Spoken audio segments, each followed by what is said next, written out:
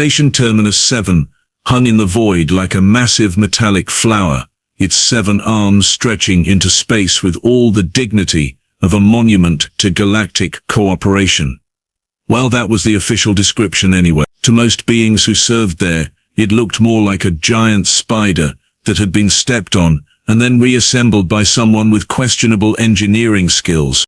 The Galactic Military Academy occupied the station's central hub, where the finest military minds from across known space gathered to share their wisdom, or at least, that was what the brochures claimed. In reality, it was where various species sent their most arrogant officers to feel superior while teaching the same basic tactics they had been using for centuries. Admiral Vashi strutted into Lecture Hall Gamma 7 with the confidence of someone who had never met a mirror he didn't love. His forearms moved in perfect coordination, 2 adjusting his pristine uniform, while the other 2 gestured dramatically at absolutely nothing. The Zenthari were known throughout the galaxy for their tactical brilliance, though they were equally famous for their inability to shut up about it. "Attention, cadets," Vashi announced, his voice carrying the kind of authority that suggested he practiced this speech in front of his bathroom mirror every morning. "Today marks a historic occasion. We have been blessed, and I use that term loosely, with our first human exchange student." The assembled alien cadets turned their various appendages, eye stalks and sensory organs toward the back of the room where a small figure sat hunched over a datapad. Amy Kowalski looked exactly like what Central Casting would order if they needed someone to play harmless human student number 3. Short, slight, with brown hair tied back in a practical ponytail and wearing a standard-issue Academy jumpsuit that seemed 2 sizes too large for her frame. General Kraftnog lumbered into view, his massive Gorlaxian bulk making the floor plates groan in protest. Standing nearly 3 meters tall and covered in what looked like natural armor plating, he resembled a walking tank that had decided to take up public speaking as a hobby. His species had earned their reputation through sheer stubborn persistence in battle, which they mistook for strategic genius. "Humans," Kraftnog grumbled, his voice like distant thunder mixed with falling rocks. "I have read their military histories. Quite amusing, really. They still use projectile weapons and chemical explosives. How wonderfully primitive." A chittering laugh echoed from the corner where Quartermaster Moran had taken position. The hive mind representative looked like someone had crossed a praying mantis with a filing cabinet, all sharp angles and organized efficiency. Moran's species thought in terms of pure logic and resource allocation, which made them excellent quartermasters and insufferable dinner companions. "Their supply chain management is particularly entertaining," Moran clicked, the translator struggling to convey the hive mind's concept of amusement. "They actually use separate vehicles for different functions instead of bioadaptive multi-purpose organisms. It is like watching children play with toys." Amy Kowalski continued taking notes, her stylus moving across the datapad with mechanical precision. She had not looked up once since the instructors began their introduction, seemingly absorbed in whatever she was writing. Her apparent disinterest only seemed to encourage the aliens further. "Do not worry, young human," Admiral Vashi said with the kind of patronizing tone usually reserved for explaining basic mathematics to particularly slow children. "We understand that your species has not yet developed sophisticated military doctrine. That is precisely why you are here, to learn from those who have mastered the art of warfare." The other cadets, a mix of species from across the galaxy, exchanged knowing looks and barely suppressed snickers.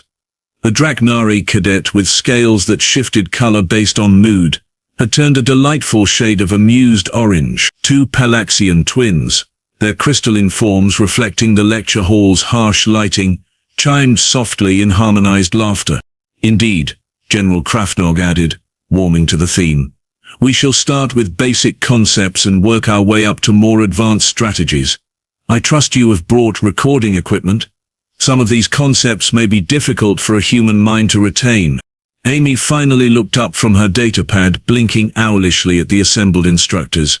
"Oh, thank you so much for being understanding about my limitations. I brought several backup recording devices, just in case. I would hate to miss any of your wisdom." Her voice carried just the right note of eager gratitude, like a student who had won the academic lottery and could not quite believe her good fortune. The instructors preened visibly, their various forms of ego inflation on full display. Quartermaster Moran's mandibles clicked approvingly. Excellent attitude, human Amy Kowalski. Perhaps there is hope for your species after all. Admiral Vashi activated the holographic display with a flourish that would have made a stage magician jealous. The projection showed a three-dimensional star map with various colored dots representing fleets, all moving in what the Admiral clearly considered to be brilliantly choreographed patterns. "Behold," Vashi announced, gesturing with all four arms like he was conducting an invisible orchestra, the revolutionary flanking doctrine of deep space combat. This tactical masterpiece represents the pinnacle of military evolution, developed through centuries of Zenthari strategic thinking. The hologram shifted to show red fleet formations, splitting into multiple groups, each taking different vectors around a blue defensive position. It was, Amy had to admit, quite pretty to watch, like a deadly ballet performed by tiny glowing dots. "The key principle," Vashi continued, now pacing back and forth with the enthusiasm of someone explaining their favorite hobby, "is simultaneous multi-directional pressure. While the enemy focuses on one threat vector, you strike from 7 others. Simple, yet elegant." Amy raised her hand tentatively. "Excuse me, Admiral Vashi, but I am curious about something. How do you maintain communication coordination between such widely separated fleet elements? The light speed delay alone would seem to create timing issues." The Admiral paused, looking slightly annoyed at having his flow interrupted by such a pedestrian concern. "Ah, young human, you are thinking in terms of your primitive communication systems. We use quantum entanglement communicators. Naturally, though I suppose your species has not yet mastered such basic technology." Several alien cadets chuckled at this observation. The Draknari cadet's scales shifted to a more vibrant orange, while one of the Pelaxian twins produced a sound like wind chimes being gently mocked. "Of course," Amy said, making another note. "But what about quantum decoherence in high-energy combat environments? Wouldn't weapon discharge and shield harmonics interfere with entanglement stability?" Admiral Vashi's confident expression flickered for just a moment. "Well, yes, there are certain technical challenges, but experienced commanders learn to work around such minor inconveniences. Perhaps we should move on to more advanced concepts." General Krofnog stomped forward, apparently deciding it was time to show the human how real strategic thinking was done. The holographic display shifted to show massive fleet formations, arranged in complex geometric patterns that looked like someone had been playing three-dimensional chess while heavily intoxicated. "Multi-vector assault patterns," Krafnog declared with the pride of a parent showing off baby pictures. "This is where true military genius shines through. Rather than simply attacking from multiple directions like the Admiral's flanking doctrine, we attack from multiple dimensions simultaneously." The display now showed fleets moving not just horizontally around their targets, but also vertically above and below, while additional formations emerged from hyperspace at calculated intervals. It was impressively complicated, which seemed to be the point. "Overwhelming force applied from every conceivable angle," Krefnog continued, his voice carrying the satisfaction of someone who had never met a problem that could not be solved by hitting it harder. "The enemy cannot defend against what they cannot predict." Amy's hand went up again. "General, that looks incredibly resource-intensive. How do you maintain sufficient reserve forces for unexpected contingencies? And what happens if the enemy simply retreats to a more defensible position, instead of engaging?" Krafnog's expression darkened like storm clouds gathering over a picnic. "Young human, these are advanced tactical concepts. Perhaps you should focus on understanding the basic principles before concerning yourself with minor logistical details." "Oh, I am sorry," Amy said, looking appropriately chastened. "I was just wondering because it seems like you would need at least 3 times the normal fleet strength to execute something like this effectively. Where do all those extra ships come from?" The general's jaw muscles twitched. "Experienced commanders learn to make do with available resources. It is a matter of superior planning and execution." Quartermaster Moran stepped forward with the mechanical precision of a bureaucrat who had finally found their moment to shine. The holographic display transformed into a bewildering array of supply charts, logistics flowcharts and resource allocation matrices that looked like they had been designed by someone with a deep and abiding love for spreadsheets. Resource optimization in extended campaigns, Moran announced, the translator somehow managing to convey smugness through what sounded like mathematical equations. This is where most species fail completely. They think only of weapons and tactics, ignoring the fundamental truth that wars are won by superior logistics. The display showed supply lines stretching across multiple star systems, with automated cargo vessels moving in precise formations that somehow managed to make shipping routes look like art installations. Every projectile accounted for, every calorie calculated, every spare part pre-positioned. Moran continued with the enthusiasm of someone discussing their favorite type of filing system. This level of organizational perfection is what separates advanced civilizations from those still struggling with basic concepts like inventory management. Amy studied the display with apparent fascination. This is amazing, Quartermaster Moran. But I noticed the supply calculations seem to assume perfectly predictable consumption rates. What adjustments do you make for combat damage to supply vessels, or enemy interdiction of your logistics networks? Moran's mandibles clicked in what might have been annoyance. Such variables are accounted for through standard safety margins and redundancy protocols. These are elementary precautions that any competent logistics officer would implement automatically. Of course, Amy nodded seriously, but your safety margins appear to be calculated based on historical averages. What if you encounter an enemy who specifically targets your supply infrastructure? Wouldn't that invalidate your baseline assumptions? The lecture hall had grown noticeably quieter as the other cadets began paying attention to this exchange. The Draknari cadets' scales had shifted to a more neutral brown, while several others leaned forward to hear better. Human Amy, Moran said with exaggerated patience, these doctrines have been tested in countless simulations and refined over decades of practical application. Perhaps you should trust the wisdom of those with actual experience, rather than inventing problems that do not exist. Amy nodded enthusiastically, like a student who had just received a particularly enlightening explanation. You are absolutely right, Quartermaster Moran. I apologize for my questions. I was just trying to understand how these brilliant strategies work together as a unified system. She pulled up something on her datapad, squinting at it with the expression of someone trying to solve a particularly challenging puzzle. For instance, Admiral Vashi's flanking doctrine requires rapid fleet repositioning, while General Krafnog's multi-vector approach needs massive force concentration.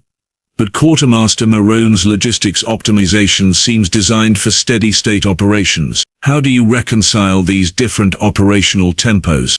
The three instructors exchanged glances that managed to convey both annoyance and confusion. It was the kind of look that people share when they realize their nice, simple explanation has somehow grown tentacles and started asking uncomfortable questions. Admiral Vashi cleared his throat with the authority of someone who had decided that the best defense was a good offense. Young human, you are overthinking this. Experienced commanders adapt these doctrines to specific situations. Flexibility is the mark of superior military thinking. Oh, that makes perfect sense, Amy said, brightening considerably. So these are more like general guidelines rather than rigid protocols. That would explain why the timing windows in your flanking maneuvers don't quite align with the resource commitment cycles in the logistics framework. General Krafnog's face darkened to a shade that suggested he was reconsidering his career choice. What exactly do you mean by timing windows not aligning? Amy consulted her datapad again, her brow furrowed in concentration. Well, your multi-vector assault requires approximately 18 hours for full deployment, but the flanking doctrine assumes tactical repositioning can be completed in 6 hours. Meanwhile, the logistics optimization is built around 72-hour supply cycles. The mathematical incompatibilities are quite fascinating, actually. The lecture hall had grown so quiet that you could have heard a pin drop, assuming pins made noise when dropped in zero atmosphere. The alien cadets were no longer snickering. Instead, they were watching this exchange with the kind of attention usually reserved for traffic accidents and public executions. Quartermaster Moran's mandibles clicked rapidly in what the translator helpfully identified as either deep thought or mechanical malfunction. These are minor scheduling considerations that field commanders resolve through standard operational adjustments. Of course, Amy agreed readily. But I noticed something interesting in your examples. The resource allocation patterns in Scenario 7 seem to contradict the fleet positioning requirements in Scenario 12, and the communication protocols for the flanking doctrine appear to assume shorter engagement durations than the multi-vector approach requires. At that moment, the lecture hall door slid open with the kind of timing that suggested the universe had a sense of dramatic irony. Commander Tom Melly stepped through wearing the crisp uniform of the Human Defense Corps and an expression that suggested he was trying very hard not to smile. "Pardon the interruption," Marley said with the polite authority of someone who was definitely not asking permission. "I hope I am not disturbing anything important." Admiral Vashi straightened his uniform with all four arms simultaneously, which was either impressive or ridiculous depending on your perspective. "Commander Marley, we were just providing basic tactical instruction to your exchange student. Please, feel free to observe." Marley's eyes found Amy, who gave him the kind of innocent wave that somehow managed to convey volumes of unspoken communication. The commander's lips twitched as he took a position near the back of the room. "Please, continue," Marley said, with admirable straight-faced professionalism. "I am sure Cadet Kowalski is learning a great deal." Amy turned back to her instructors with renewed enthusiasm. "Actually, I was just wondering about something else. In your scenario demonstrations, you keep referring to standard enemy responses and predictable defensive patterns. But what if the enemy has studied these same doctrines? Wouldn't they develop specific countermeasures?" General Krofnog's jaw muscles were now twitching in a rhythm that suggested he was either grinding his teeth or practicing percussion. Hypothetical enemies developing theoretical countermeasures is not a productive line of discussion for basic tactical instruction. "Oh, but it is so interesting to think about," Amy pressed on with the relentless curiosity of a particularly bright child asking where babies come from. "For example, if I were defending against the revolutionary flanking doctrine, I might deploy sensor drones to detect early fleet movements and then use mobile defense platforms to create false target concentrations. That would force the flanking forces to either commit to empty space or reveal their true positioning." Admiral Vashi's confident expression had now completely evaporated, replaced by something that looked suspiciously like panic barely disguised as professional interest. "That is an unexpectedly sophisticated analysis for someone with limited tactical background." "Thank you," Amy beamed. "And for the multi-vector assault pattern, an asymmetric response might work better than trying to defend all vectors equally. If you could force the attacking fleets to maintain their geometric formations while selectively engaging their weakest deployment axis, you could potentially achieve local superiority despite overall numerical disadvantage."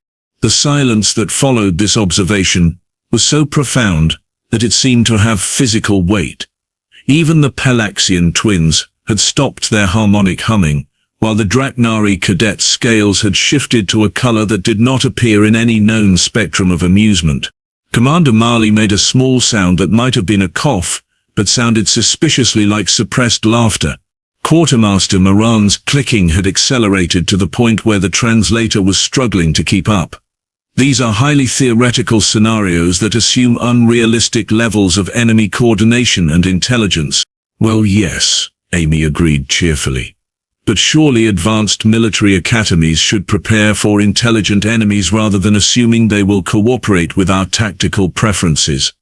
"Oh, and speaking of resource optimization, I was curious about your maintenance schedules. The logistical framework assumes standard wear rates, but combat operations typically accelerate component degradation by factors of 3 to 7, depending on engagement intensity.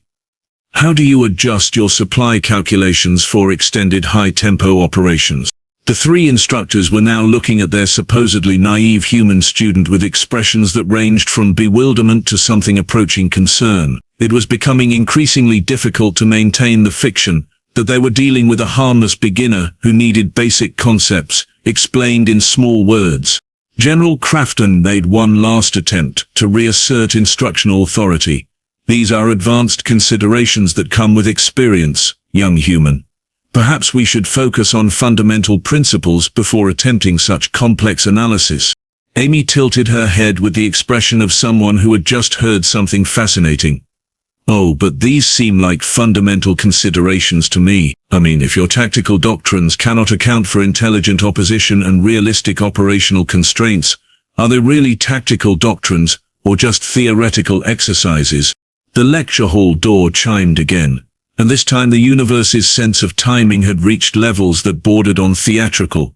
Judge Quintara glided into the room with the fluid grace of her aquatic species, her translucent form shimmering under the harsh academy lighting. As the overseer of Terminus 7 Academy, her presence commanded immediate attention from everyone present. "My apologies for the interruption," Quintara said, her voice carrying the kind of authority that made even Admiral Vashi straighten his already perfect posture. "However, there appears to be some confusion regarding our exchange student that requires immediate clarification." She carried what appeared to be an official data tablet, the kind that Academy administrators used for important pronouncements and uncomfortable revelations. The kind that usually preceded someone having a very bad day. Admiral Vashi stepped forward with the confidence of someone who believed he was about to receive vindication. "Judge Quintara, we were just providing basic tactical instruction to the human exchange student. I trust there are no issues with our curriculum." "On the contrary," Quintara replied, her tone suggesting that someone was about to learn something very interesting indeed. "The issue appears to be with our student identification records. It seems there has been a rather significant oversight in our briefing materials." She activated the data tablet, and Amy's official record appeared on the main holographic display for everyone to see. What followed was the kind of silence that usually preceded natural disasters or diplomatic incidents. Cadet Amy Kowalski, Quintara read aloud with the deliberate precision of someone dropping a series of tactical nuclear devices disguised as words. "Doctor of Strategic Sciences, Human Defense Academy. Lead architect of the Terran Deep Space Combat Initiative. Primary developer of advanced fleet coordination protocols. Author of 17 tactical manuals currently in use by 43 different species across the galaxy." The silence in the lecture hall had achieved new levels of profundity. It was the kind of quiet that suggested the universe itself was holding its breath to see what would happen next.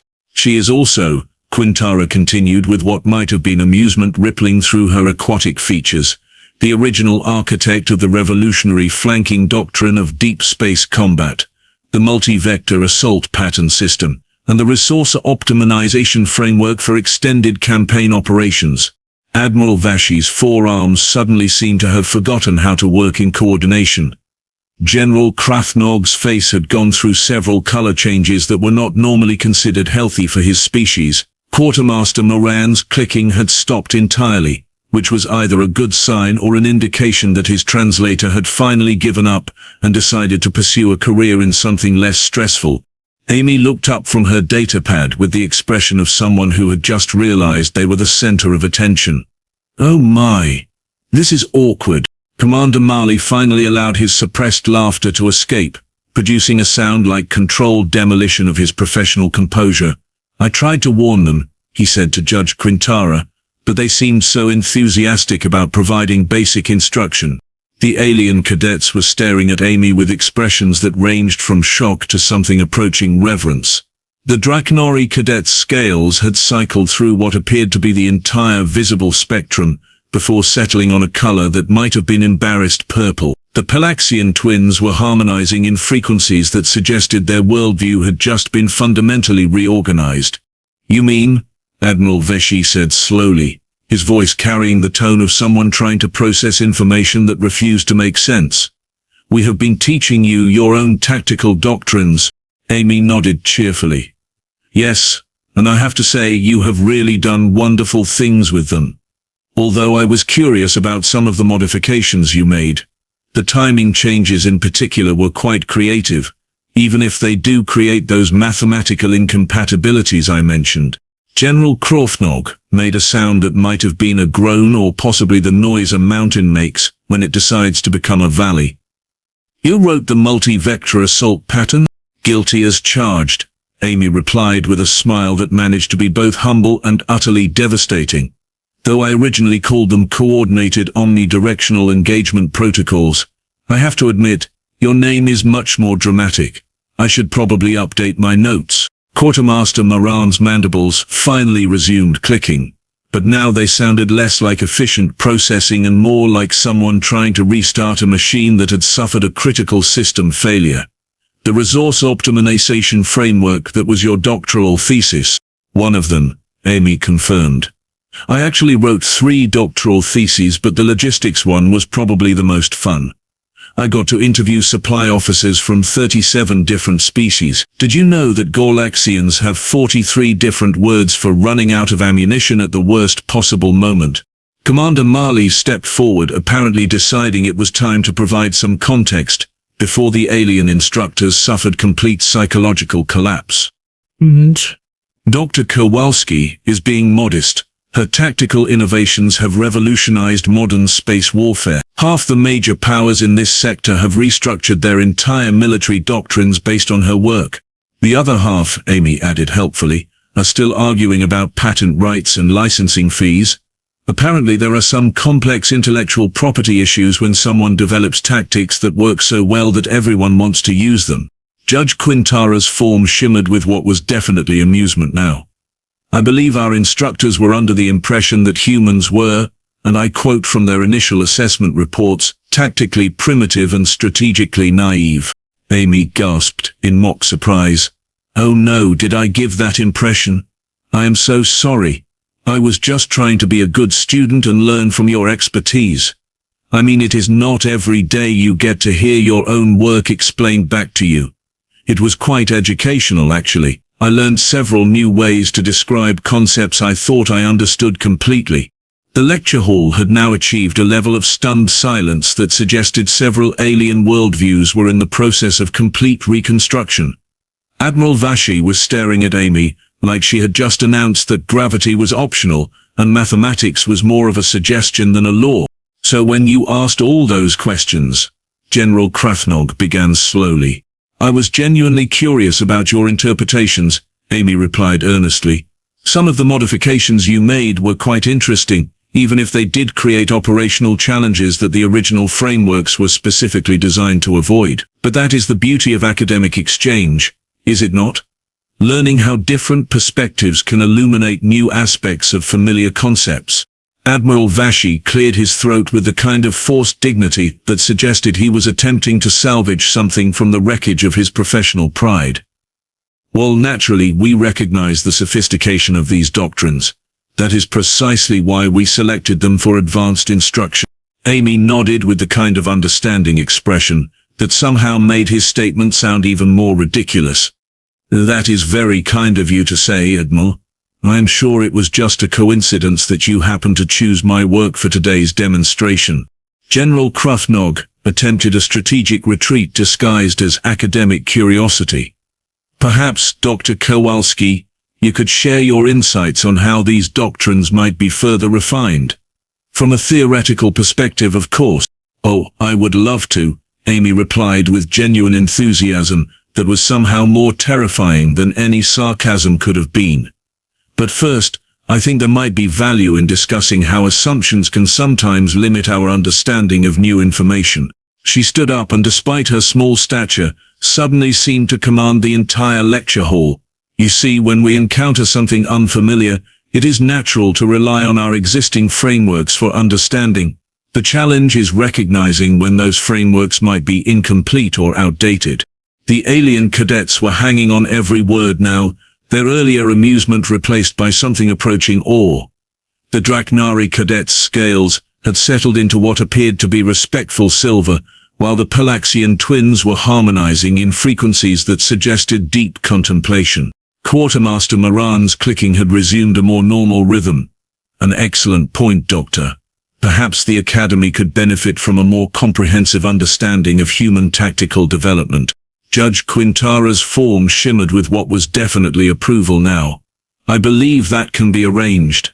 In fact, I am prepared to extend an invitation for additional Human Defense Corps officers to join our instructional staff. Clearly, our understanding of human military capabilities requires significant updating. Commander Marley stepped forward with a grin that suggested he had been waiting for this moment. I think that would be an excellent idea. Dr. Kowalski's colleagues would be delighted to share their expertise. The Human Defense Corps has developed some fascinating innovations in asymmetric warfare, quantum tactical integration, and something we like to call adaptive strategic improvisation. That sounds wonderfully complex, Admiral Vashi said, though his tone suggested he was no longer entirely sure whether complexity was a good thing or a warning sign. Amy gathered her datapad and looked around the lecture hall with the satisfied expression of someone who had just completed a particularly enjoyable educational experience. This has been absolutely fascinating. I genuinely appreciate the opportunity to see how my work has evolved in practice. It is always humbling to learn that there is so much more to understand about subjects you thought you knew well. She paused at the door, turning back with an expression of innocent curiosity. Oh, and if you are interested in expanding the curriculum, I have been working on a few new ideas lately. Nothing too revolutionary, just some concepts around predictive enemy behavior modeling, quantum probability warfare, and something I call tactical reality manipulation. But perhaps those are too advanced for a basic course. The silence that followed this casual announcement was the kind that usually preceded either enlightenment or nervous breakdowns. Admiral Vashi's four arms seemed to be having a coordination meeting about whether to salute, surrender, or simply give up entirely. General Krafnog found his voice first. Tactical reality manipulation? Amy's smile could have powered a small space station. Oh, it is probably nothing you would find interesting. Just some theoretical work on making enemies believe they are fighting the battle you want them to fight instead of the battle they think they are fighting. Very experimental stuff. I am sure your current doctrines are perfectly adequate for most situations. With that, she walked out of the lecture hall, leaving behind a room full of aliens who were rapidly reassessing everything they thought they knew about human military capabilities, tactical instruction, and the dangerous innocence of small humans with big ideas. Commander Marley followed her out, but not before turning back to address the stunned instructors. Gentlemen, I believe this has been what humans call a learning experience. Dr. Kowalski will be available for consultation if you need any clarification on the doctrines you have been teaching. I am sure she would be happy to explain the theoretical foundations behind her work. Judge Quintara's parting words echoed through the lecture hall with the weight of official policy. I believe we shall need to revise our assessment protocols for exchange students. Clearly, our previous methods were insufficient for recognizing expertise when it arrives in unexpected packages.